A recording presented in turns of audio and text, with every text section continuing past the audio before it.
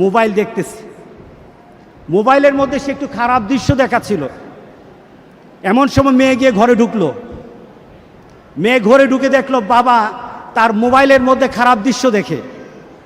আছে কিনা এমন ছেলেরা, এমন আছে কিনা বলেন? এগুলির কারণেই তো জানা, এগুলির কারণেই তো জানা। দৃশ্য দেখছে, মেয়ে দেখে ফেললো।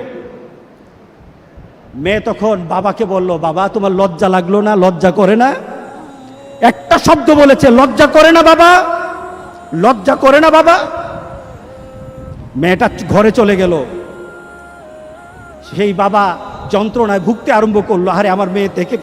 বাবা এবং মেয়ের ভালোবাসা হচ্ছে এক অসাধারণ ভালোবাসা। এই ভালোবাসা কোনো কম্পেয়ার করা যায় না, কোনো তুলনা করা যায় না। একজন মেয়ের বাবা যখন মারা যায়, বাবা মারা যাওয়ার পরে মেয়েটা সেই বাবার ভালোবাসা ভাইয়ের মাঝে খোঁজে, স্বামীর মাঝে খোঁজে, একটা সময় গিয়ে সন্তানের মাঝেও খোঁজে। দিন শেষে নারীটি বুঝতে পারে যে বাবার মতো নিঃস্বার্থ ভালোবাসা পৃথিবীতে কোনো পুরুষ কখনো বাঁচতে পারবে না। ঠিক কিনা? ধাতুর মতো ওয়ালা ইয়াসআলু হামিমুন হামিমা। সেদিন কোন অন্তরঙ্গ বন্ধুর খবর নেবে না। ইন্না লিল্লাহি ওয়া ইন্না ইলাইহি রাজিউন। কত বড় মারাত্মক কথা। হায়াতের মালিক কে? গায়েবের মালিক কে?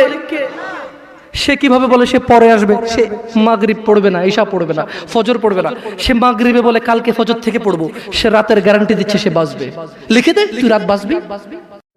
আমি তাওয়াব করি আর প্রতিবার কাবাটকে তাকিয়ে আমার মনে হয়েছে, আল্লাহ এই 7 বার আমি করছি, 7টা বার আমি তাওয়াব করছি।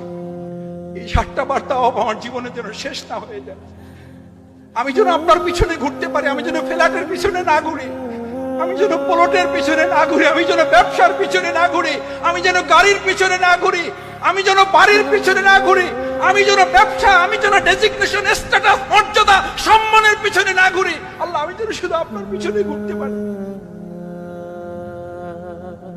সাফা মারোয়ায় যখন দৌড়ায় প্রতিটা বার মনে হয় ওখানে পানির জন্য দৌড়াচ্ছিলেন, শুধু পানির পেরেশানি না, প্রকৃতপক্ষে দৌড়াচ্ছিলেন আল্লাহর ভালোবাসায় সিক্ত করার জন্য।